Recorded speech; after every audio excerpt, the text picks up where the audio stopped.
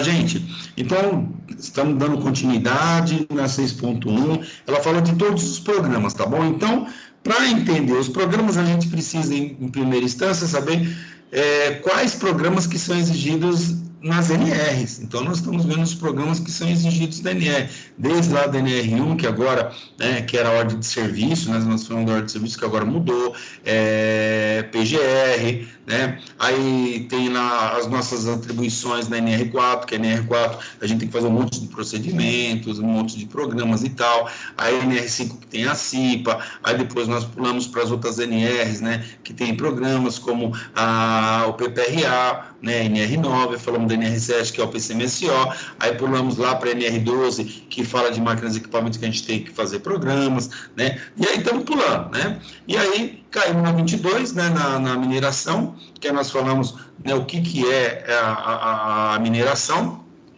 NR22, e da 22 nós lemos aqui, né, paramos aqui nesse slide, onde fala que desobrigam da exigência do PPR as empresas que implantaram o PGR, isso falando em mineradora, tá? Então, as mineradoras que atendem, que tem o PGR, que a própria NR12 22 fala para fazer o PGR, então o cara já tem o PGR, não é necessário o PPRA, beleza?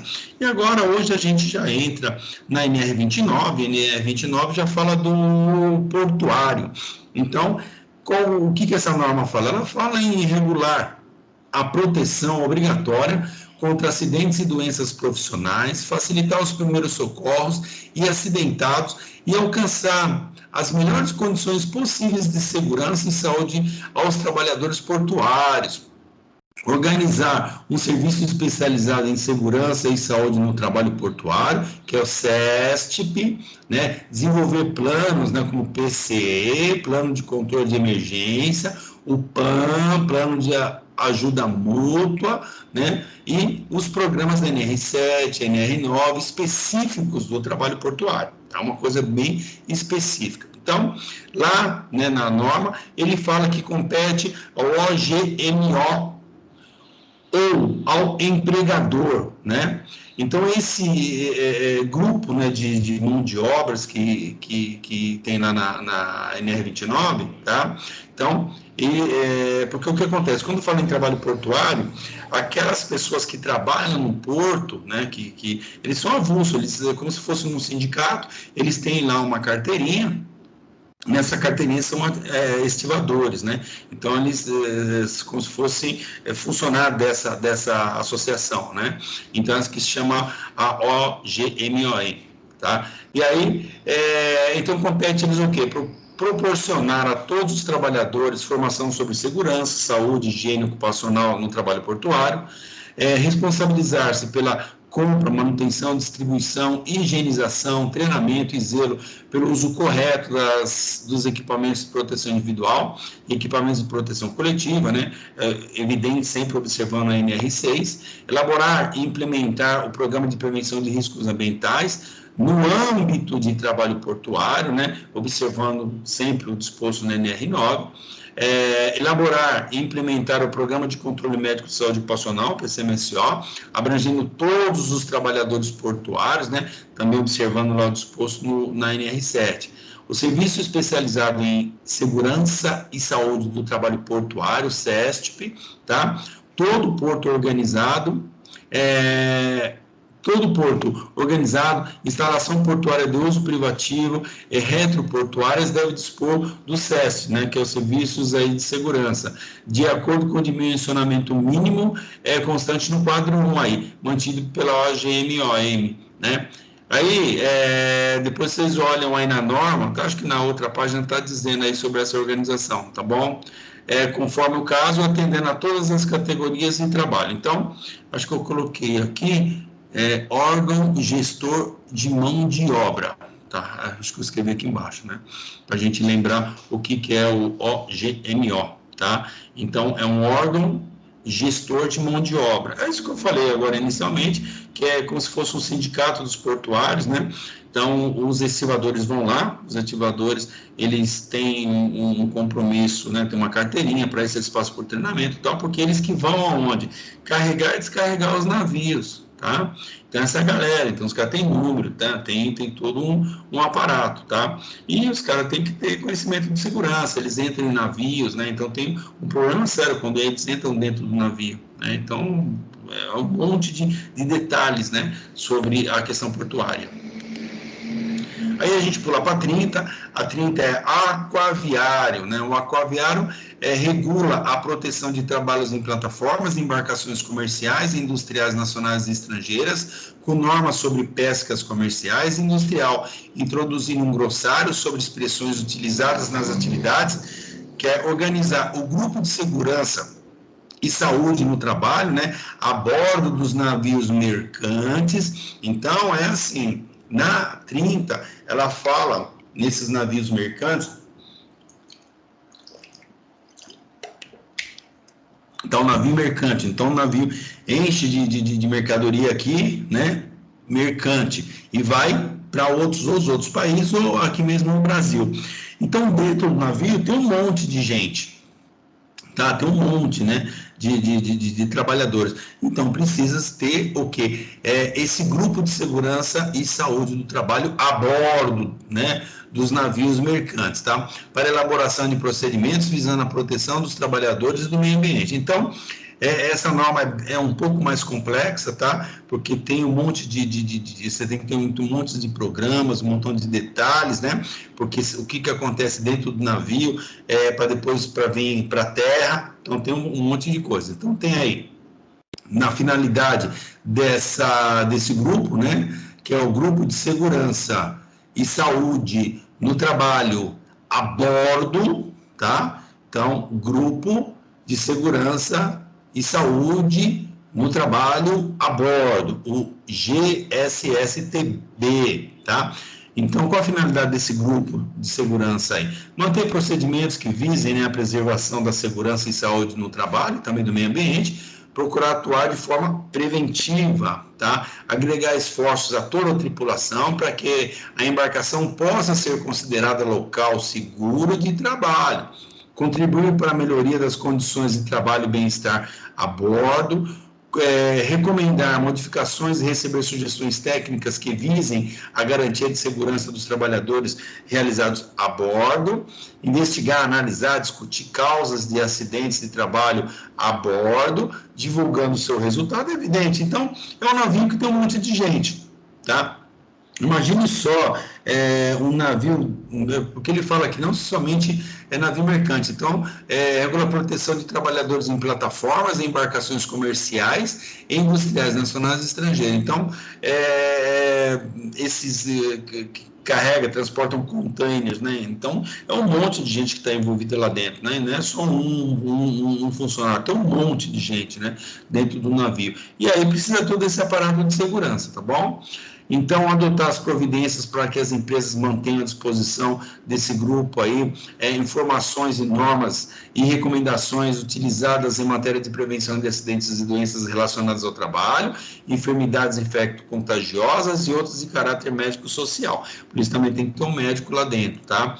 Zelar para que todos a bordo recebam e usem equipamentos de proteção individual e coletiva para o controle das condições de risco. E, anualmente, sempre que compatível com a movimentação da embarcação, reunir-se a bordo com representantes do SESMIT, da empresa, em Porto Nacional, escolhido por esta, para acompanhamento e monitoração. Então, o que acontece aí?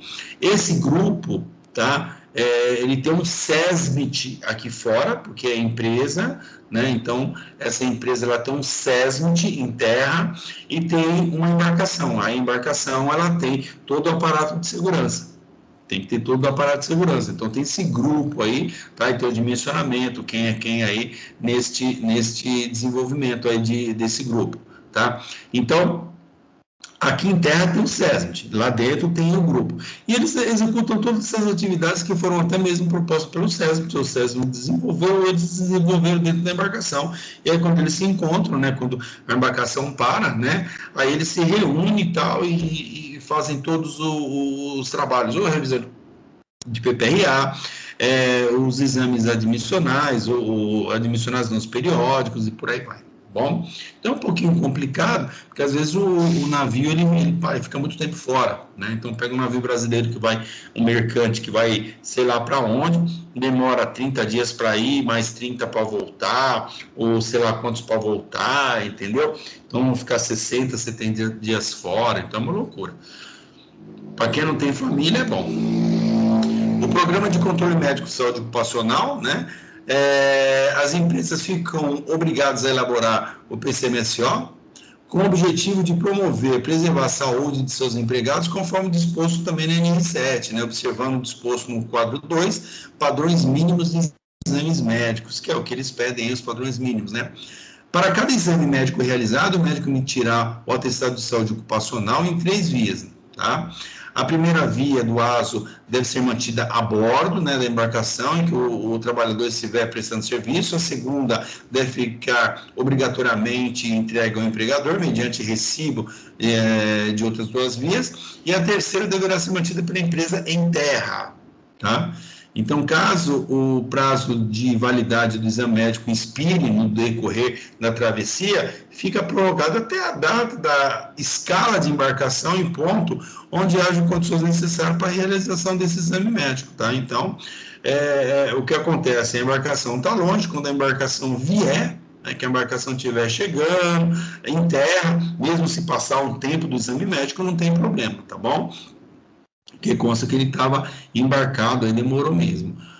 Caso o prazo de validade do exame expire no decorrer dessa travessia, então fica prorrogado, tá bom? Então, lembrando que observando o prazo máximo de 45 dias, então não pode ultrapassar os 45 dias.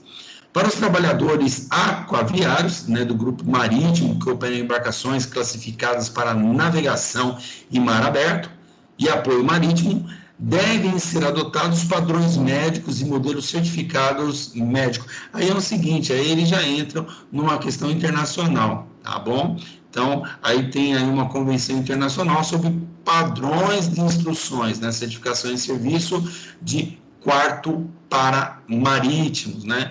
Então, tem um monte de detalhes aí que são regidos por norma internacional. Isso quando fala em mar aberto, né? Então, com o mar aberto, quando você está no Oceano Pacífico, Índico e por aí vai, né? Que estão fora, tá? Que você vai para outro país e tal. Então, você tem que atender essas legislações internacionais, tá bom? Até mesmo dentro do porto, dentro do aeroporto, né? Então, tem aí umas questões de segurança que são atendimento mundial, né? Qualquer lugar que você vai no planeta, as regras são as mesmas, tá bom?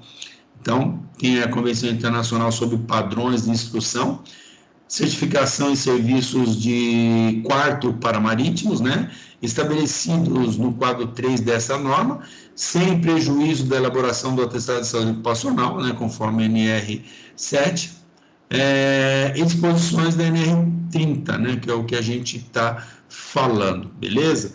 Então, essa é uma norma muito específica, aliás, como as outras também que a gente está lendo também, que são específicas cada um para o seu segmento. Aí a gente entra na rural. A rural é interessante, gente, que antigamente, lá bem antigamente, né, eu quando fiz meu curso de segurança do trabalho, então tinha as NRs, né, NRs que tinha de acho que até 28, acho que até 28, a 28 era a última, se eu não me engano. Eu tenho minha NR, qualquer dia, eu vou levar para vocês ver a minha primeira NR, a edição, uma das primeiras edições, que é o que eu estudava, né? Tinha que estudar aquela pequenininha assim. E é interessante que tinha NR, né? Norma regulamentadora, e tinha NRR, norma regulamentadora rural. Então, acho que tinham 5 normas regulamentadoras rural, né? Então, tinha lá a NR1, né? NRR1, que é como se fossem umas disposições gerais, aí 2 embargos, 3 tal, né? A CIPA da Rural, e tinha mais algumas coisinhas, mas eram poucas, né? Se não me engano, eram 5 normas regulamentadoras rurais. Aí, o que aconteceu?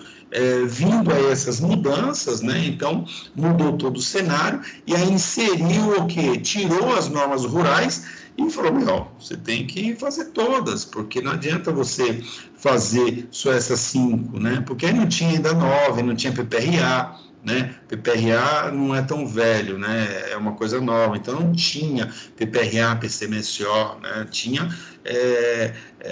o Departamento de Segurança, nós fazíamos a CIPA, tinha CIPAT, né? Então tinha NR5, a gente falava de CIPA, mas não tinha a 9, né? Falava em programas, né? Não tinha 18, só tinha 8, que falava muito pouca coisa de construção civil, entendeu? Eu, na verdade, falava mais em escada, né? Era uma coisa absurda, mas enfim. E aí foi modernizando a ponto de fazer o quê? Ter que cumprir todas as normas. Só que aí entrou uma norma específica, não desobriga ao pessoal rural a fazer as outras, vocês têm que fazer todas, mas ela tem uma específica para ela que também ela tem que atender, né?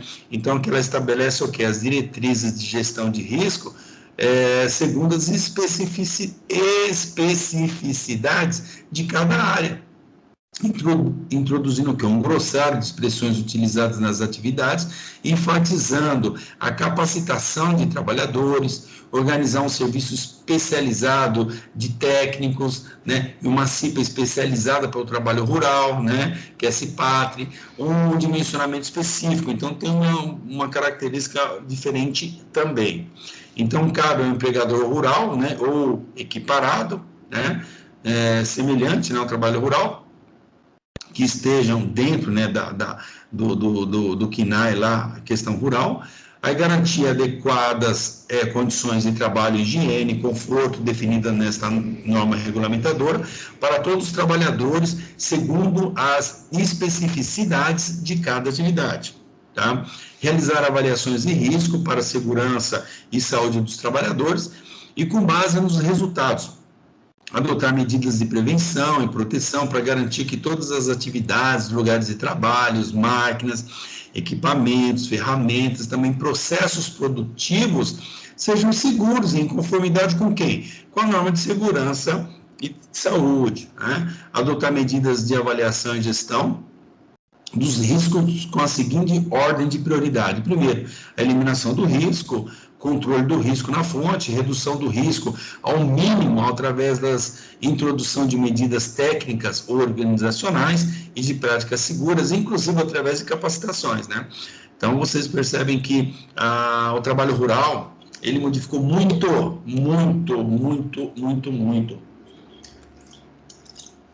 Então, antigamente você tinha o chamado boia fria.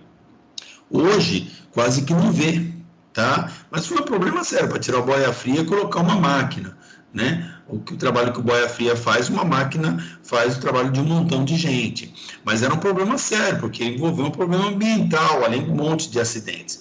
O que tem de boia fria que morreu, o que tem de boia fria que pegou câncer de pele, o que tem de boia fria que tiveram intoxicações graves. Porque o que acontece? O boia fria, para poder trabalhar, o que ele faz? Ele coloca fogo, né?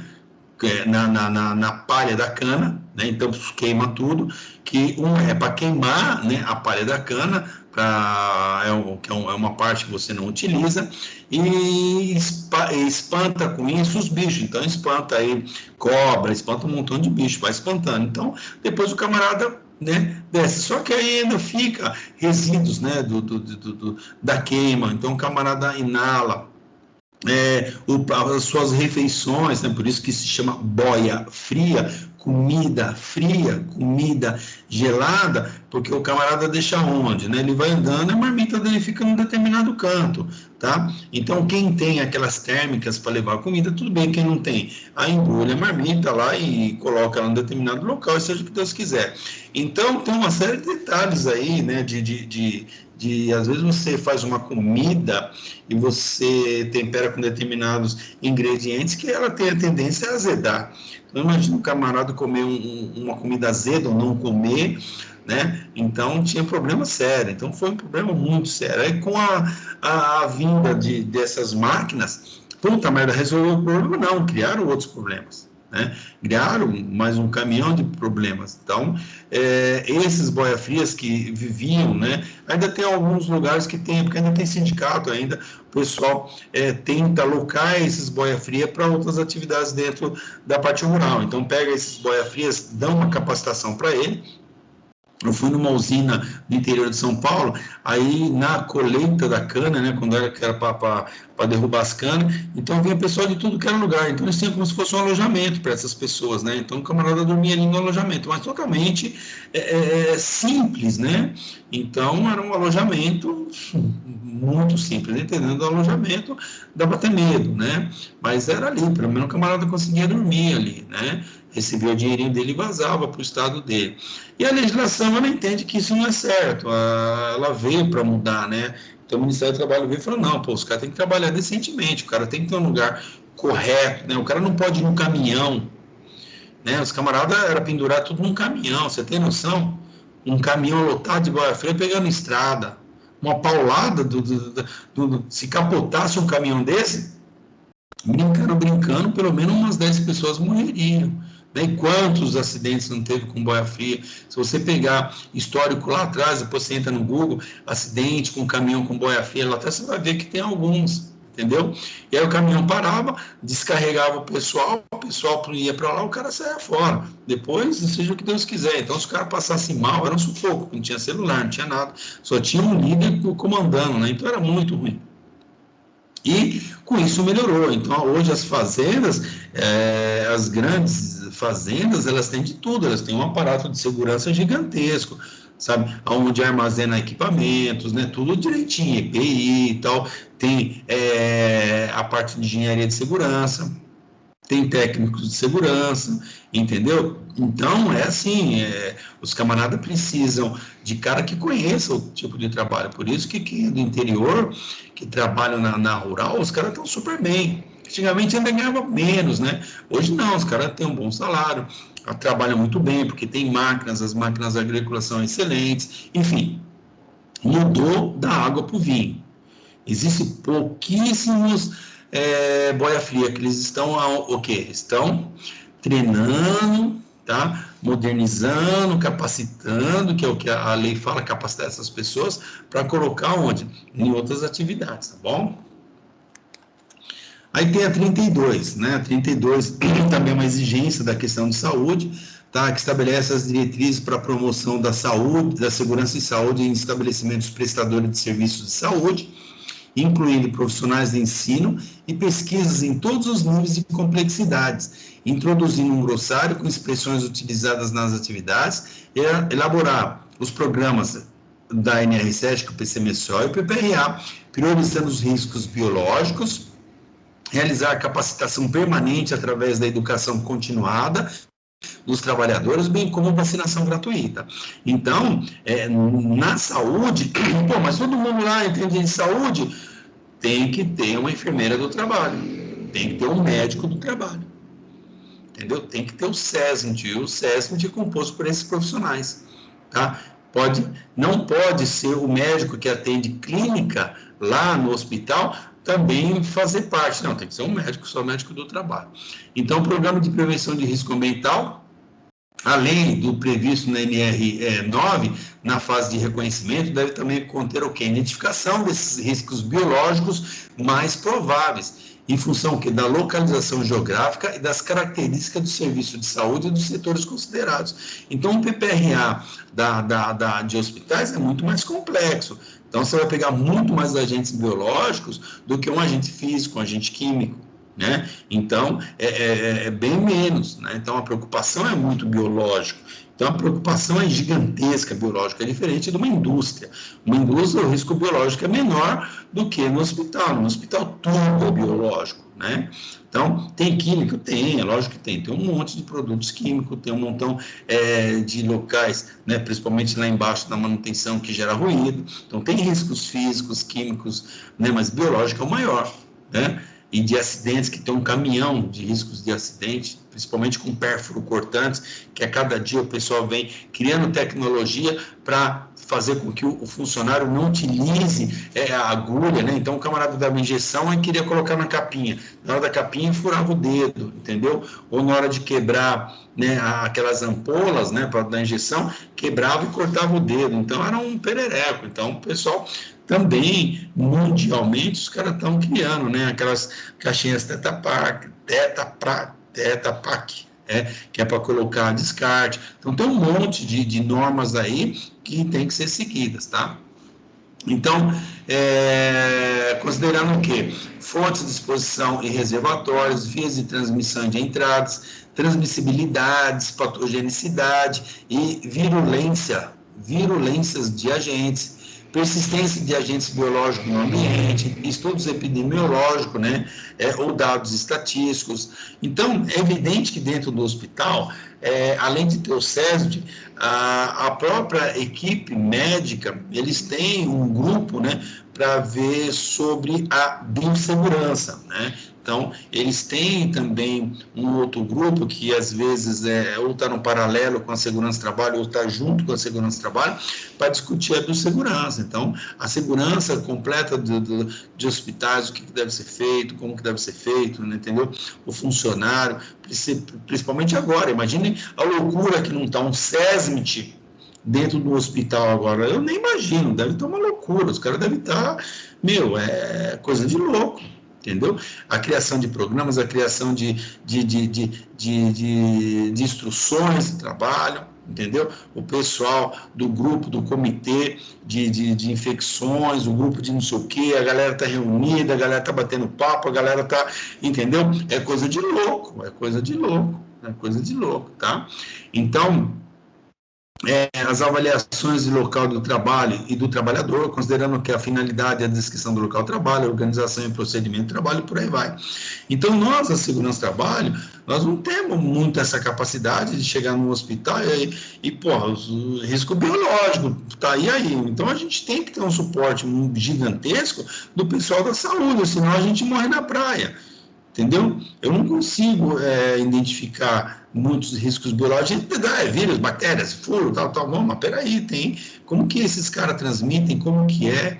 Então, um quarto que tem um cara que morreu de Covid, um exemplo, com certeza deve fazer uma higienização para outro paciente, e com certeza quem vai fazer essa higienização, ela tem que estar muito mais protegida. Então, imagine o perereco que deu agora com esse Covid, a discussão, né, exaustivas dentro dos hospitais para chegar à excelência. Eu nem imagino, deve ser uma coisa de louco, a galera discutindo, entendeu? Os pormenores, olha, a gente tem que fazer isso, fazer aquilo, Então, uma discussão gigantesca entre a segurança do trabalho, saúde ocupacional, a parte ambiental, a parte do grupo, né, de segurança, da biossegurança do hospital, a galera discutindo exaustivamente, eu preciso tal, e a gente fica meio, né, em algumas questões a gente fica até vendido, né? Mas então vamos discutir, vamos adotar aqui, que vai adotar nesse caso, naquele, tal. Então é uma coisa muito bem específica, né? Por isso que muitas vezes você vai procurar um trabalho de técnico de segurança, e aí tem lá no hospital, mas ele pede que a pessoa tenha experiência em hospital, que é outra característica, é outro mundo, é outra coisa, tá? E aí da 32, a gente passa para...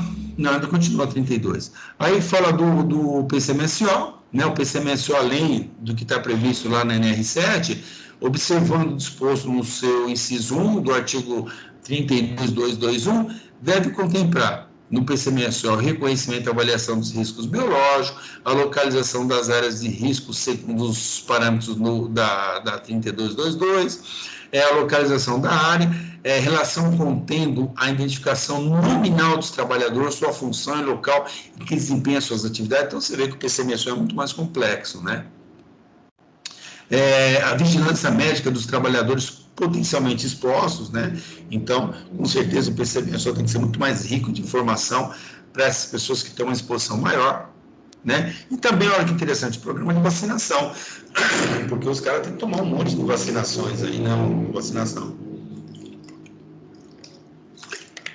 Então, um monte de detalhes que eles têm que fazer no PCMSO. Então, olha que o PCMSO do pessoal é muito mais complexo, tá?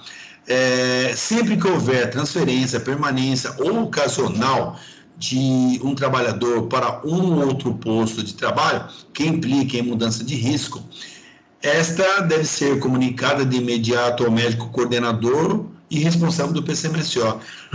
Então, um cara está numa área, vai para outra, então tem que saber como que o cara está, falando em medicina, para saber se o cara não está levando os problemas de saúde para outro, contaminação para outro, sei lá. Então, é um problema sério. Com relação a possibilidades de exposição acidental aos agentes biológicos, deve constar no PPRA e no PCMSO.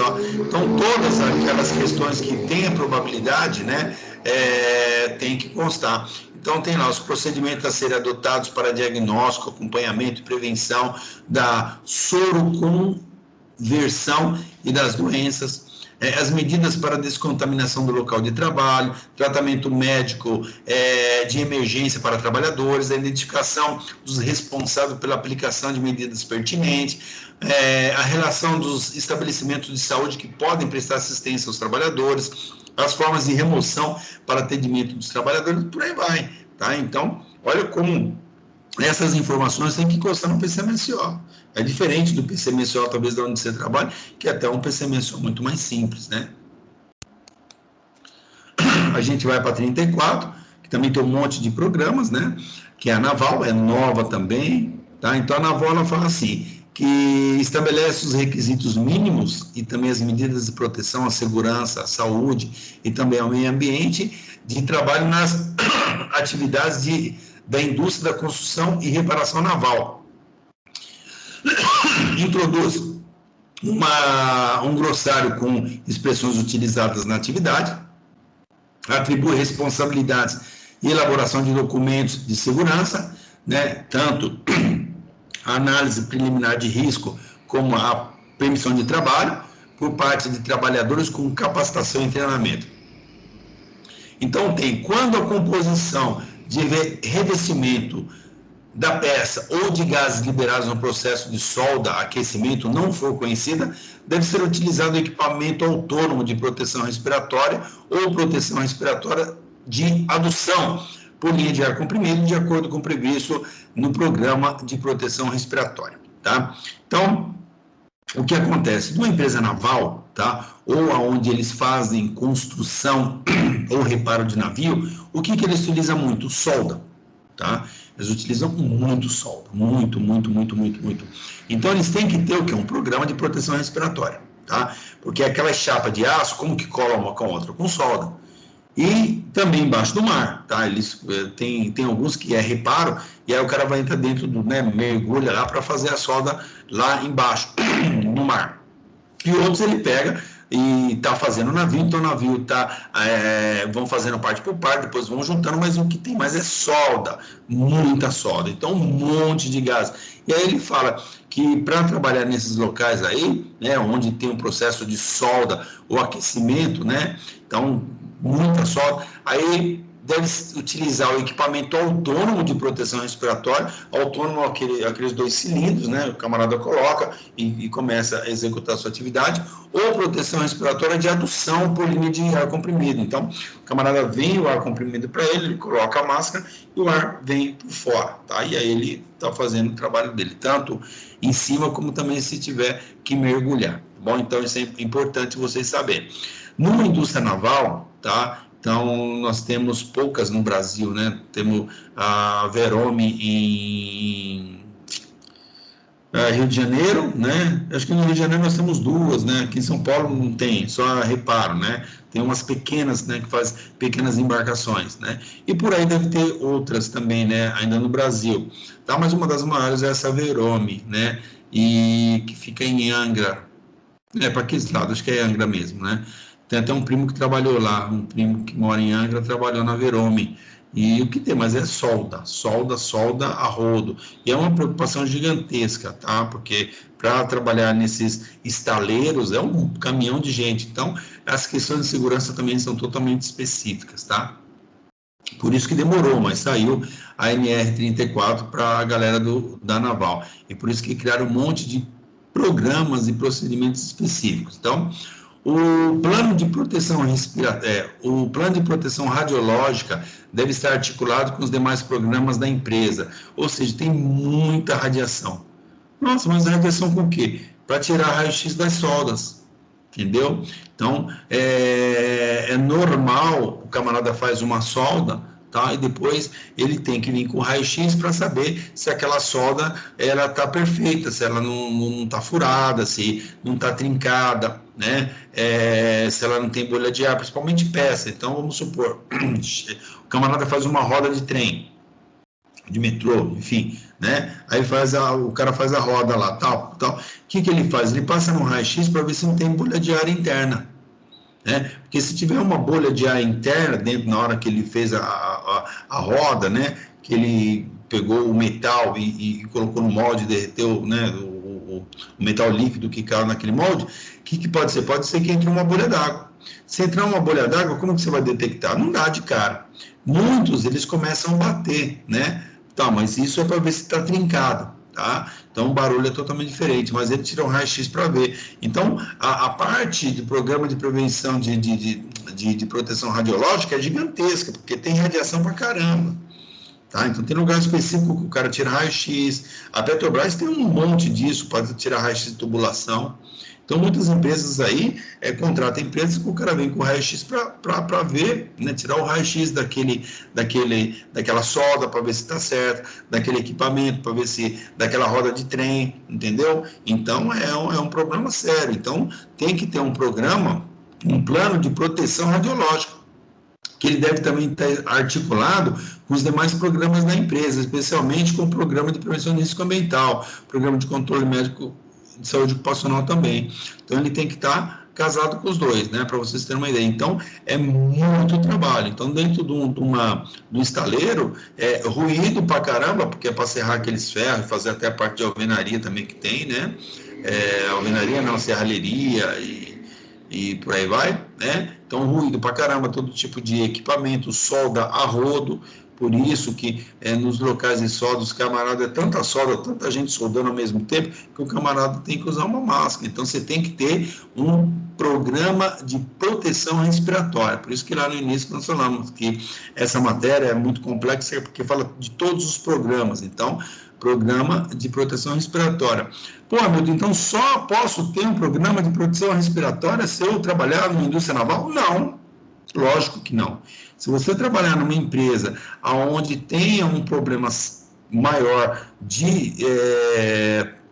que tem que ter uma proteção respiratória, tá? Então você pode criar um programa. Então, o que é esse programa?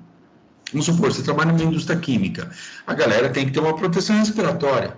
Você trabalha numa indústria de mineração, você tem que ter uma proteção respiratória, então você tem que ter um programa de proteção respiratória. Você trabalha numa siderúrgica, onde, né, tem o pó, né, do metal que vai derreter e tal, você tem que ter proteção respiratória. Entendeu? Ao local que tem muito ruído, um programa de proteção auditivo.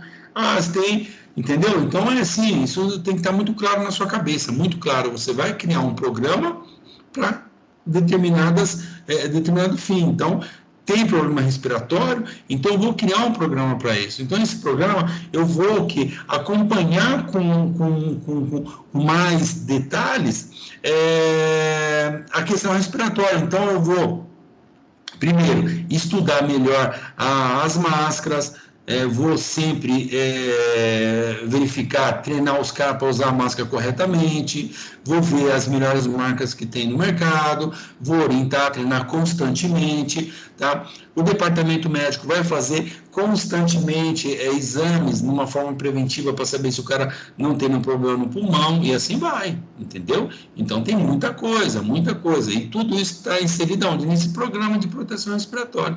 Então, tem lá o objetivo do programa de proteção respiratória. Qual que é o objetivo? O objetivo é trazer uma proteção, um conforto para os funcionários e que eles não tenham ou não cheguem, né, a ter nenhum problema respiratório, problema no pulmão e tal. Como que eu vou fazer isso? Primeiro, adotando um mecanismo preventivo, que são equipamentos de proteção individual, uma forma administrativa que é trocar ele de local, e uma forma de saúde ocupacional, que é onde o médico vai fazer exames, né? Enfim, ele vai monitorar isso aí também. Então, a gente monitora o cara usando e a outra vai monitorar ele a parte de saúde, tá bom? Isso é super importante. Aí nós temos a 35, que é trabalho em altura, é nova também, ela veio para complementar a NR18, né, porque um dos maiores problemas da NR18 era trabalho em altura, e aí estava muito solto ainda o trabalho em altura dentro da NR18, então sentiu-se a necessidade de criar uma legislação nova, falando somente em trabalho em altura. Então, estabelece o quê? Os requisitos mínimos e as medidas de proteção para o trabalho em altura, envolvendo planejamento, organização, execução, de forma a garantir o quê? A segurança e saúde, né, dos envolvidos, tanto direto como indireto, tá? A elaboração de análise de risco e permissão de trabalho em altura, capacitação, treinamento, bem como procedimentos de resgate, que seria a resposta de emergência. Então, quando eu penso em trabalho em altura, trabalho na construção civil tem que ter muito trabalho em altura, então eu já tenho que pensar em permissão de trabalho, eu tenho que pensar até mesmo em capacitação, se o camarada está capacitado para trabalhar em altura, por isso que você percebe que tem um monte de cursos aí de NE35. E se o cara se machucar, se o cara se prender lá em cima, como que eu vou resgatar ele? Eu tenho que treinar pessoas para poder resgatar, não é verdade? Vamos supor, o cara está lá, caiu, que nem teve um caso agora recente aí com uma ventania lá no Santa Catarina, né, o balancinho caiu, o cara ficou pendurado. Tá, e aí, como que vai resgatar esse cara até o bombeiro chegar? Eu tenho que ter já uma resposta para isso aí, já tem que ter uma resposta para essa emergência. O que aconteceu? Isso já tem que estar escrito. Em caso de papapá, tal, quem vai fazer, tal, é assim que funciona. Então, o empregador deve promover o quê? Programas para capacitação de todos os trabalhadores, né, que vão, é evidente, trabalhar em altura. Cabe ao empregador avaliar o estado de saúde dos trabalhadores que exerçam essas atividades em altura e que garanta, né, exames e assistência de avaliação que sejam parte integrante do PCMSO, né, devendo estar neles consignados. Então, o que acontece? No PCMSO tem que dar todas essas características, né, de proteção do trabalhador. Então, como ele fala, que é avaliar o estado de saúde do trabalhador. Tá? Então, por isso que muitas vezes o camarada vai trabalhar em altura, manda-se para o departamento médico fazer a avaliação, que é de pressão, né, aferir pressão e tal, ver alguns comportamentos que o médico consegue detectar, para ver que isso não vai implicar na subida, na descida dele em trabalho em altura. A partir daí, então, a gente dá uma permissão de trabalho. Tá? A avaliação seja efetuada periodicamente, né, considerando os riscos envolvidos a cada situação. Seja realizado exames médicos voltados às patologias que poderão originar mal súbito e a queda de altura, né? Considerando também os fatores psicossociais. Então, quem vai avaliar isso é o médico. Tá? Então, é um problema sério. Então, porque quando você pega tanto a questão de originar mal súbito, então o médico que vai saber, o médico vai interrogar o cara, saber se o cara tem algum problema que pode surgir um mal súbito, né? Então, se tem algum problema que o cara tem labirintite, um exemplo, então tem que saber disso aí direitinho. E também os fatores psicossociais, né? Se o camarada tem algum problema psicológico, né? E também social, né? O cara está sem dinheiro, o cara está ferrado, acho que nós já cansamos de falar isso aí, o cara está com um problema, brigou com a namorada, né? Ou a mulher, enfim, né? Teve algum problema sério, E o cara vai trabalhar em altura, né? A gente não sabe disso. E aí, o camarada chega lá e quer se matar, ou sei lá, a cabeça está em outro lugar, e aí o cara não se prende. É complicado, tá? Aí vem a 36, né? A NR36 também é nova, fresca, né? Que sentiu a necessidade de falar dos frigoríficos, entendeu? Então, essa aí estabelece os requisitos mínimos para avaliação e controle e monitoramento dos riscos nas atividades desenvolvidas na indústria de abate e processamento de carnes e derivados, enfatizando os aspectos ergonômicos para a proteção dos trabalhadores. Também introduz um glossário, né, com expressões utilizadas nas atividades. É importante, né, você tiver tempo para ler esse glossário, para entender um pouco da fala, né, das palavras que são empregadas nesses locais, tá? Desenvolver o PCMSO e o PPRA articulado com a NR17, porque tem muito problema ergonômico, tá bom? E elaborar um plano de resposta à emergência no caso de vazamento de amônia, né? Então, em alguns casos, para manter muito frio, os camaradas utilizam amônia, tá? Então, tá lá a amônia, se por acaso é um vazamento, né? Então, tudo isso tem que ser analisado friamente, tem que estar constando dentro do PPRA, quantidade, tal, se vazar dentro das tubulações, porque é muito frio, então tem que tomar cuidado com isso. As recomendações para adequação e melhorias devem ser expressas em programas claros, objetivos, com definição de datas da implantação.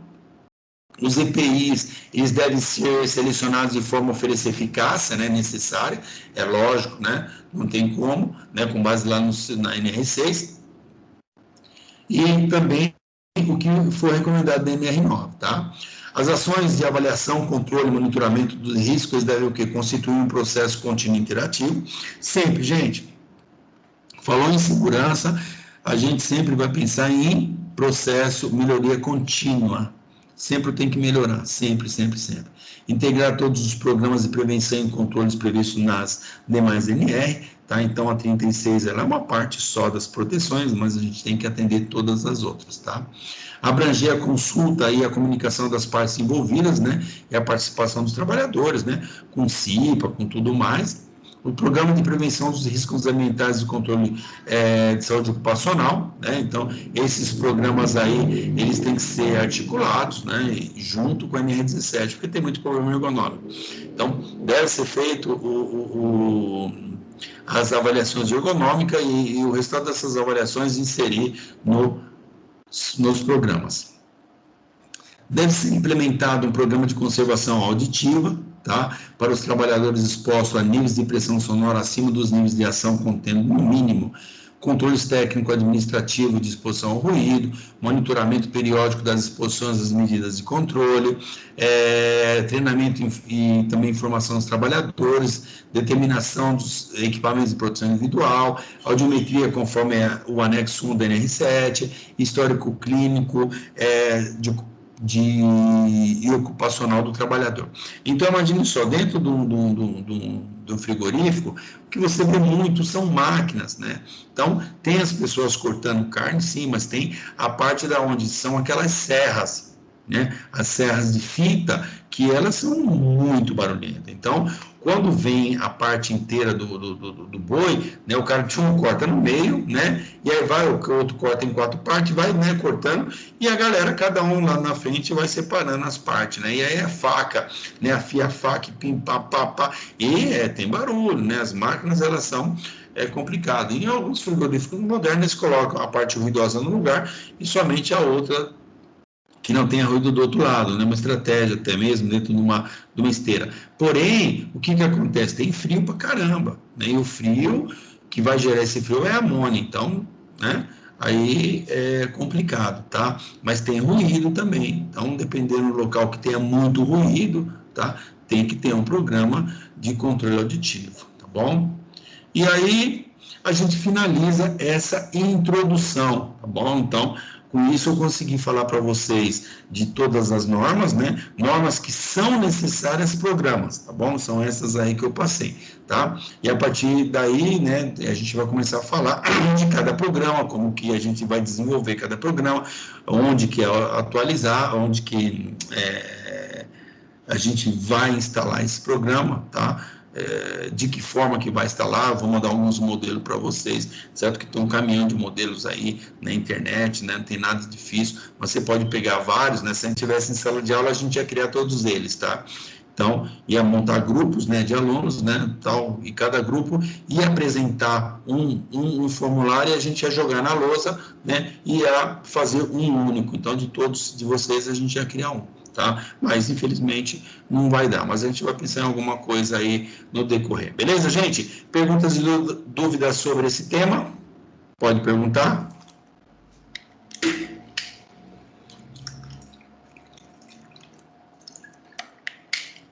Para quem está acordado aí, pode falar, gente.